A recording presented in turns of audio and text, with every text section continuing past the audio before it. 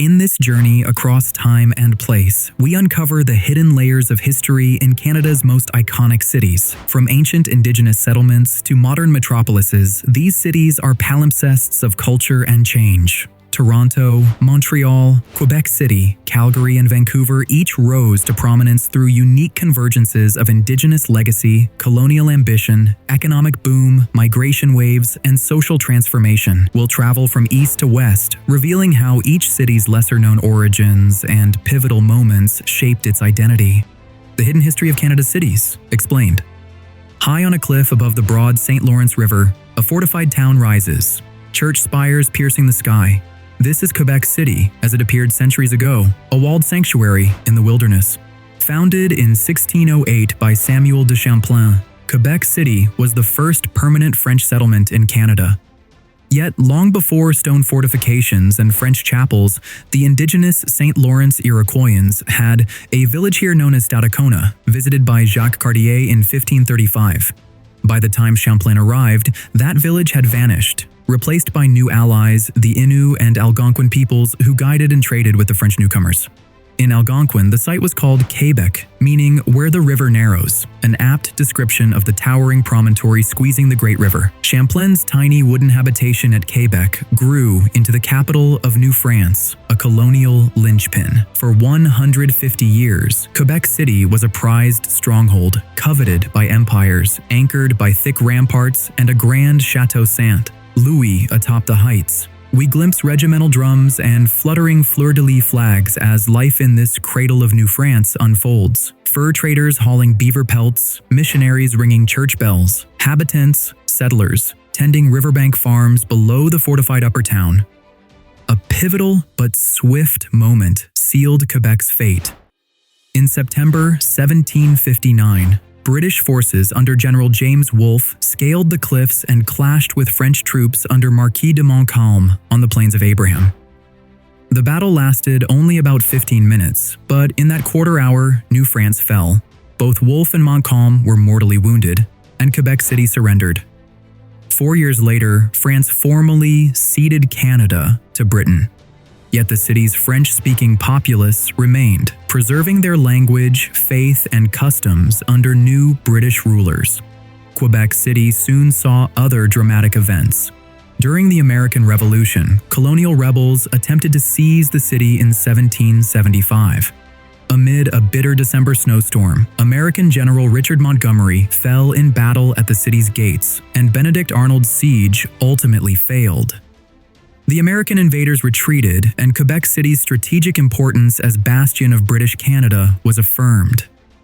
By 1791, it became capital of Lower Canada, French Canada, and a hub of Atlantic trade. Tall-masted ships crowded its harbor, exporting timber cut from Canada's forests. By the 19th century, Quebec was one of the busiest ports in North America, shipping lumber and furs while receiving European immigrants and goods. Narrator. Less known are the social tremors that shook this old stronghold. In 1838, Quebec hosted the last seigneurial parliament of Lower Canada before rebellion and reform ended the old order. Later, in 1918, anti-conscription riots convulsed the city's streets, reflecting French Canadians' resistance to mandatory military service in World War I. Soldiers fired on crowds, a dark episode often overshadowed by larger wars. Through it all, Quebec City endured, its stone ramparts and city gates, the only fortified city walls left in the Americas north of Mexico, standing as silent witnesses. In 1864, the city played midwife to a new nation when leaders of British North American colonies met at the Quebec Conference, hammering out the blueprint for Canadian Confederation. We can almost see John A. Macdonald and Georges-Étienne Cartier strolling under gaslight in the Old Town, forging a union that would join sea to sea. Quebec City today is a living museum, its cobbled lanes and cannons harkening back to battles and bargains long past. But beneath the postcard vistas lie tales of a city that gave birth to French Canada, weathered the clash of empires, and still proudly guards its unique identity. The layers of Quebec City's hidden history, Indigenous roots, colonial triumph and tragedy, cultural resilience set the stage for the Canadian saga, and now we journey onward to another city shaped by two founding peoples. Montreal, 1853. Steamships churn the St. Lawrence River. Lawrence, as the silhouette of Mount Royal, looms over a thriving port city. If Quebec was New France's political capital, Montreal became its commercial heart. Founded in 1642 as Ville-Marie by French missionaries Paul de Chaumedet de Maisonneuve and Jeanne Mance, Montreal began as a tiny religious colony beset by floods and Iroquois wars. Yet its strategic location, an island at the confluence of rivers, made it a hub for the fur trade. By 1701, Montreal hosted the Great Peace Gathering of 40 Indigenous nations and the French, ending decades of conflict. Beaver pelts flowed through its trading posts, enriching both French voyageurs and Indigenous trappers. Under British rule, after Quebec's fall in 1760, Montreal boomed. Scottish and English merchants joined the existing French populace, turning the city into a multicultural entrepot. The locally owned Northwest Company, run by ambitious Scots, challenged the Hudson's Bay monopoly with Montreal as its base. By 1832, Montreal was formally incorporated as a city, and growth accelerated. The construction of the Lachine Canal in 1825 unleashed industrial development. Textile mills, foundries, and breweries sprang up along its banks. Immigrants poured in. Irish fleeing famine in the 1840s left an indelible mark. Tragically, many perished of ship fever and are remembered by Montreal's Black Rock Monument. By 1860, Montreal had become the largest city in British North America and the undisputed economic and cultural center of Canada. Its skyline bristled with church steeples, earning the nickname City of 100 Steeples, and its port bustled as the gateway between Europe and the heart of the continent. Few realize Montreal even served as a political capital for a time. From 1844 to 1849, it was the capital of the United Province of Canada. That era ended in flames. In 1849, a Tory Anglophone mob, enraged by a law compensating French Canadians for rebellion losses, burned the Parliament buildings in Montreal. The charred ruins still lie beneath what is now Place Dieuville, a hidden ruin below a modern city street. This act forced the capital to relocate and symbolized the simmering tensions between Montreal's French and English populations. Montreal's streets were also a stage for social movements. In the 20th century, as French Canadians underwent the Quiet Revolution, a secular awakening in the 1960s, Montreal was at the epicenter. The city shed much of its church-dominated past, secularizing education and politics. Expo 67, a spectacular World's Fair, showcased Montreal to the world and coincided with Canada's centennial, reflecting an era of optimism. Yet only 3 years later, in October 1970, the city was thrust into crisis when the FLQ, a Quebec separatist group, kidnapped officials, prompting Prime Minister Pierre Trudeau to invoke the War Measures Act. Soldiers patrolled Montreal's streets in Canada's only peacetime declaration of martial law. These events, known as the October Crisis, are an intense chapter often glossed over in tourist brochures. Demographically, Montreal has been shaped by many peoples. Alongside the French majority, waves of newcomers made their home here. The Irish in Griffintown, Jewish communities who built factories and institutions, Italians in La Petite Patrie, Haitians and other Caribbean Canadians in later decades. Montreal's cosmopolitan flair belies centuries of migration and cultural fusion. It is also surrounded by Indigenous communities, such as Kahnawake Mohawk territory just upriver, reminding us that the First Peoples remain very much part of Montreal's story. Today's Montreal is a city of festivals, food, and fervor, a blend of European charm and North American innovation. Beneath the vibrant street life, one senses the layers of hidden history. The Haudenosaunee footprints at Hochelaga, the French settler cottages of Ville-Marie, the Anglophone banking halls of St. James Street, and the rallying cries of students in the 1960s. Montreal is where two worlds truly met, French and English, old and new, creating a dynamic legacy that propels us to our next stop, further west along the Great Waterways. A panoramic view unfolds from the harbor.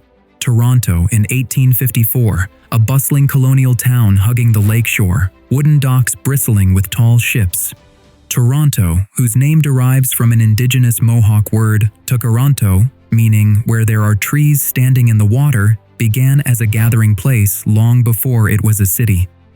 For over 12,000 years, First Nations lived in the Toronto region. The Huron-Wendat, Wyandot people farmed these fertile lands until the 17th century, when Seneca and later Mississauga nations came to dominate the area. An ancient portage route, the Toronto Carrying Place Trail, ran through here, linking Lake Ontario to the northern lakes, a vital Indigenous trade route later used by French fur traders. European settlement began in 1750 with a small French trading post, Fort Rouillé, on the lakeshore, although it was abandoned during the 7 Years' War. After the American Revolution, the British recognized the strategic importance of this site. In 1787 and 1805, they negotiated the Toronto Purchase with the Mississaugas of the Credit, albeit under terms still disputed, acquiring vast lands for a modest price.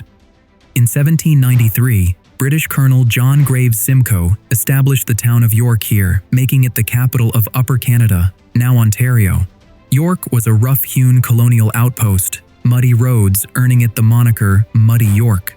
In 1813, during the War of 1812, American forces attacked and briefly occupied York, burning the Parliament buildings in retaliation for earlier British raids. An enormous explosion of Fort York's powder magazine, engineered by retreating British, killed dozens, including U.S. General Zebulon Pike. This fiery episode is a lesser-known part of Toronto's story, one that left scars and gave Canadians a rallying narrative of resistance. By 1834, York had grown and incorporated as the City of Toronto, reclaiming its original Indigenous-derived name after residents petitioned to shed the English name York. The first mayor was William Lyon Mackenzie, a feisty newspaperman who soon led the rebellion of 1837 against the colonial elite. Mackenzie and a band of reformers marched down Yonge Street from Montgomery's Tavern, demanding accountable government. The rebellion was quashed, but it spurred democratic reforms that eventually gave Canadians responsible self-government. A curious footnote: Mackenzie's grandson, William Lyon Mackenzie King, would later become Canada's longest-serving Prime Minister. Talk about a revolutionary legacy in the family. Through the 19th century, Toronto was molded by waves of migration and social change. After the failed rebellion, a conservative Orange Order, Protestant fraternal society, dominated civic politics, and sectarian tensions ran high between Protestants and Catholics. In fact, Toronto earned the nickname Little Belfast because for decades every mayor was an Irish Protestant, and violent clashes erupted around events like the annual St. Patrick's Day parade. The parade was even banned in 1878 due to such unrest and only reinstated in 1988. But despite an English Protestant veneer, Toronto's populace became diverse. Irish Catholic immigrants arrived en masse during the Great Famine. Black Americans escaping slavery via the Underground Railroad found refuge in Toronto, establishing a small but vibrant community. By the late 1800s, Jewish and Italian immigrants added to the mosaic. The city's industry and railways flourished. By 1904, Toronto had become a booming commercial center, only to be challenged by a catastrophic Great Fire that same year, which razed much of downtown. Toronto rebuilt with brick and resolve. One pivotal labor victory here reverberated nationwide. In 1872, Toronto printers went on strike for a 9-hour workday. Their cause won sympathy and led Prime Minister John A. Macdonald to legalize unions, a cornerstone of Canadian labor rights. Through the 20th century, Toronto surged ahead. After World War II, immigrants from around the globe, Europe, the Caribbean, South Asia, East Asia, and beyond, poured into the city. By the 1970s, Toronto's population had overtaken Montreal's, fueled in part by businesses relocating during Quebec's political uncertainty. Toronto emerged as Canada's financial and cultural capital, famed for its skyline of modern towers and its neighborhoods like Chinatown, Little Italy, and Greektown, each testament to a migrant wave. Today's Toronto is heralded as one of the most multicultural cities in the world. But beneath the glass condos and busy streets lies a fascinating palimpsest, a Mississauga fishing camp where salmon once ran, the colonial Fort York whose cannons still stand guard, the dusty staging ground of rebellion at Montgomery's Tavern, and the meeting halls where new immigrants carved out communities. The meeting place, as some translate Toronto's name, truly fits. It's where peoples and histories converge. Our next chapter carries us westward, beyond the Great Lakes and Plains, to a city born on the Pacific frontier. On a wide-open prairie in 1875, red-coated Mounties raised the Union Jack over a wooden palisade fort, and curious Blackfoot elders sit in council on the grass. This image, the Northwest Mounted Police at Fort Calgary in 1878, captures the moment Calgary's written history began. But long before the Mounties arrived, this area at the confluence of the Bow and Elbow rivers was sacred ground to Indigenous peoples. The Niitsitapi, Blackfoot Confederacy, Stoney Nakoda, and Tsuut'ina knew this place as Mohkinstsis, meaning elbow, after the bend in the river. It was a seasonal gathering site for trade, ceremony, and bison hunts.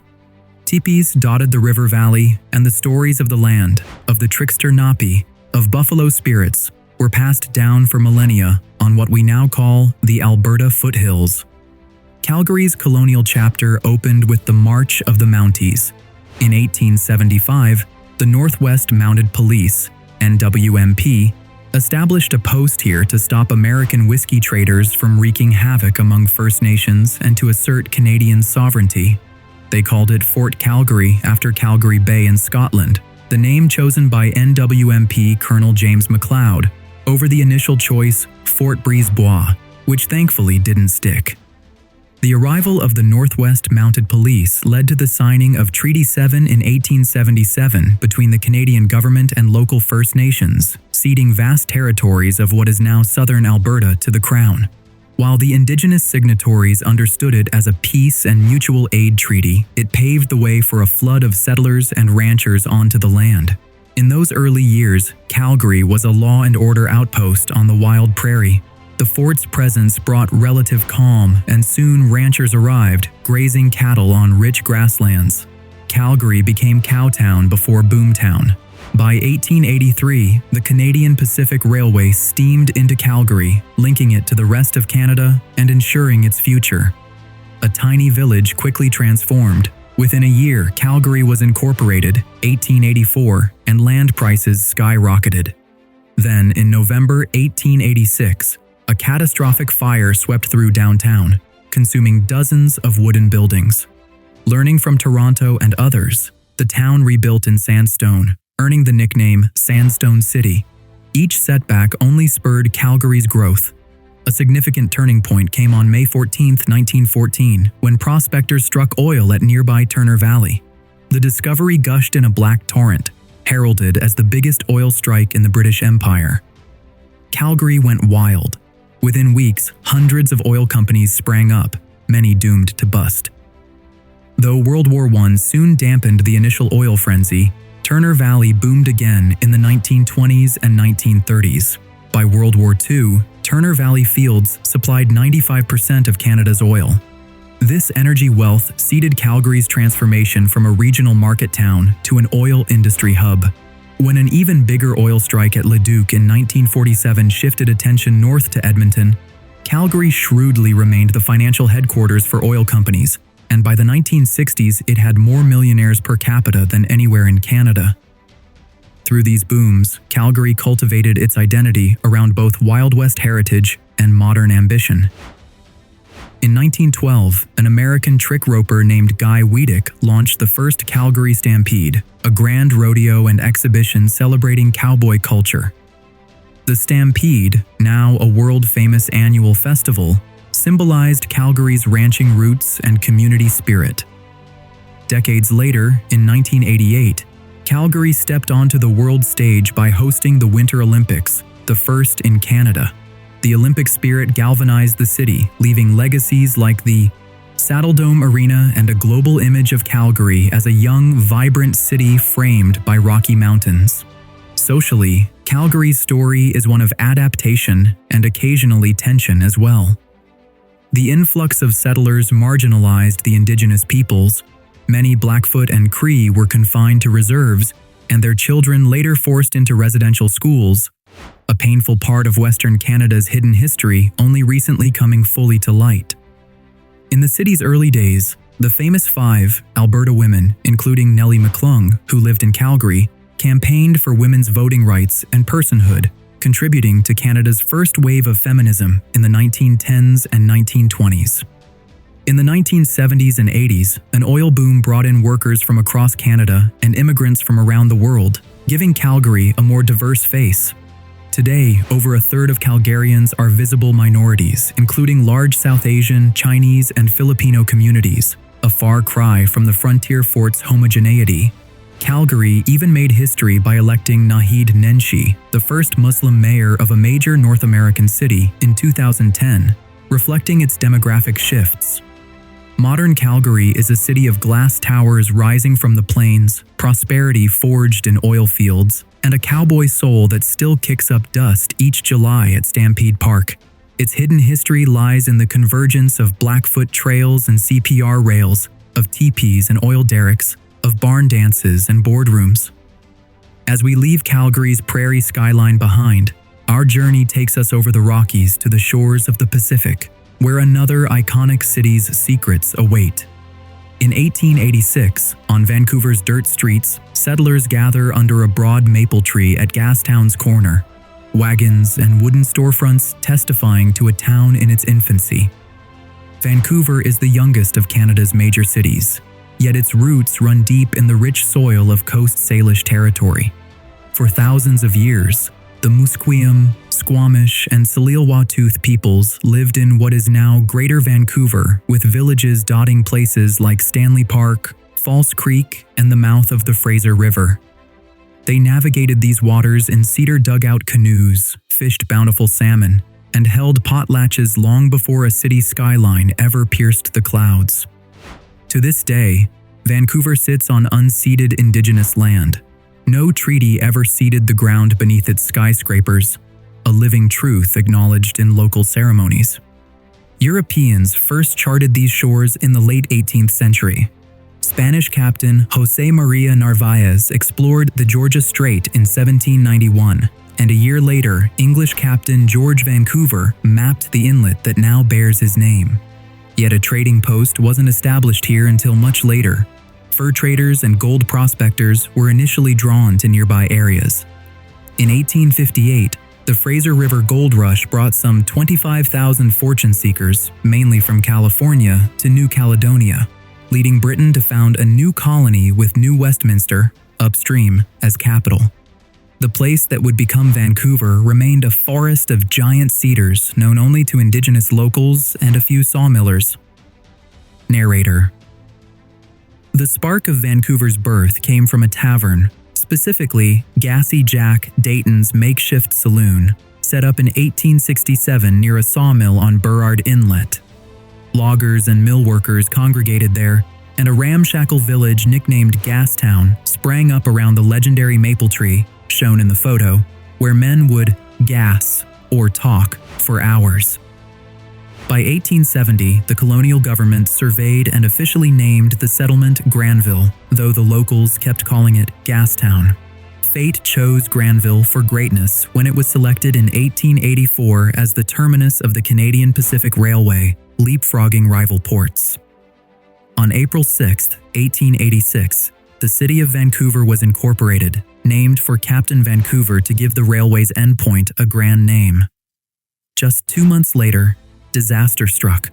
The Great Vancouver Fire of June 13, 1886, obliterated the young city in less than an hour, fueled by wind and tinder-dry brush. It is said that out of a population of about 1,000, almost everyone was left homeless overnight, but the residents rebuilt with astonishing speed. The city's first council meeting was held under a tent amid ashes, and within days reconstruction began. This resiliency set the tone for Vancouver's future. Narrator. Vancouver grew explosively as the gateway to the Orient. Its ice-free deep harbor made it Canada's Pacific jewel. The Transcontinental Railway brought goods and immigrants, including thousands of Chinese workers who had labored on its construction under brutal conditions. By the 1890s, Chinatown was established, and also Japantown around Powell Street, as Japanese fishermen and merchants arrived. Yet these communities faced prejudice. In 1907, a mob stoked by the Asiatic Exclusion League rampaged through Chinatown and Japantown, smashing windows and attacking residents. The riots prompted a federal inquiry. Notably, a young Deputy Minister of Labor, William Lyon Mackenzie King, the same man who'd later be Prime Minister, investigated the damage claims, including from Chinese opium den owners. His findings led to Canada's first anti-drug law, banning the non-medicinal import of opium. Thus, an ugly racist riot in Vancouver had the unintended consequence of sparking Canada's earliest drug prohibition, a hidden link between social tumult and legislation. Narrator. Vancouver's early 20th century was a study in contrasts. On one hand, the economy boomed. The port teemed with lumber, grain, and coal exports, while sawmills and canneries expanded. On the other, class and race tensions simmered. In 1914, the city was the scene of the tragic Kamagata Maru incident. A ship carrying 376 hopeful immigrants from British India, mostly Sikhs, was denied entry due to racist, continuous journey laws, and after 2 months in harbor, the passengers were forced to depart under naval escort. Many were killed or imprisoned on returning to India, a dark chapter Vancouver now commemorates as a lesson in the struggle for equal rights. During World War II, Vancouver's Japanese-Canadian community, then 8% of the city, was uprooted and interned in 1942, their properties seized. The old Japantown never fully recovered. This injustice left a scar on the city's social fabric. Post-war Vancouver blossomed into a modern, globally connected metropolis. Massive immigration from Asia, especially Hong Kong, China, India, and the Philippines, from the 1980s onwards, transformed the city's suburbs and skyline. By the 21st century, Vancouver was renowned for its diversity and often ranked among the world's most livable cities. But Vancouver has also been a cradle of activism. In 1971, a group of ecological activists set sail from Vancouver in a fishing boat to protest U.S. nuclear tests. They called their mission Greenpeace. That voyage launched Greenpeace International, one of the planet's most influential environmental organizations. Vancouver was also an early adopter of LGBTQ2+ rights activism, holding some of Canada's first Pride celebrations and electing one of the first openly gay politicians in the country. Meanwhile, Indigenous activism has steadily grown, from the Constitution Express of 1980, when First Nations leaders and supporters took a train from Vancouver to Ottawa to demand recognition of Indigenous rights, to today's movements for reconciliation and land rights that have strong support in the city. Present-day Vancouver is a gleaming city of glass towers nestled between ocean and mountains, a place of breathtaking natural beauty and rich cultural mix. Yet walk the streets and you can sense the ghosts, the Squamish villages buried under concrete, the saloon where Gassy Jack held court, the neon lights of Japantown gone dim, the vigil in a downtown park remembering missing Indigenous women. Vancouver's hidden history of boom and bust, of exclusion and empowerment, is the foundation on which its future is built. Our cross-country odyssey through Canada's iconic cities reveals a nation shaped in its urban centers by layered histories.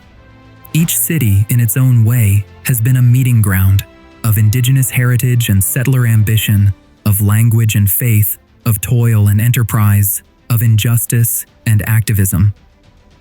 Quebec City stands as the venerable cradle of European Canada, its stones and stories preserving the clash and blend of French and British empires alongside First Nations resilience. Montreal embodies the creative tension of Canada's deux solitudes, French and English, a city that has reinvented itself through industrial ages and social revolutions. Toronto, once Little York, grew from colonial backwater to a vibrant mosaic, a testament to the power of immigration and the ongoing pursuit of equality in a city of many cultures. Calgary showcases Western grit, born of Mounties and ranchers, enriched by oil, yet ever aware of the open plains and Indigenous treaties that underpin its prosperity. Vancouver, youngest of all, projects an image of futuristic cosmopolitanism while wrestling with legacies of colonial dispossession and striving to honor its First Peoples. As the camera pans out on a map of Canada at dusk, city lights twinkle where once only campfires glowed. The hidden histories we've illuminated in Canada Explained, the hidden history of its most iconic cities, remind us that cities are more than skylines. They are living chronicles. The Indigenous word Toronto can mean meeting place, and in a sense, all these cities have become meeting places of humanity's hopes, struggles, and triumphs. They have seen battles that lasted minutes but changed destinies, movements that started on their streets and reshaped laws, and the quiet, daily work of generations building and rebuilding a home. In the cinematic sweep of Canadian history, its cities are the stage and its people, Indigenous, French, British, newcomers from every corner, are the players. The hidden histories of these iconic cities enrich our understanding of Canada not as a finished tableau, but as an ongoing story. And, as we conclude our journey, one lesson shines through. Great cities, like great nations, find strength in confronting their past, celebrating their diversity, and carrying forward the wisdom of all who walked their streets before.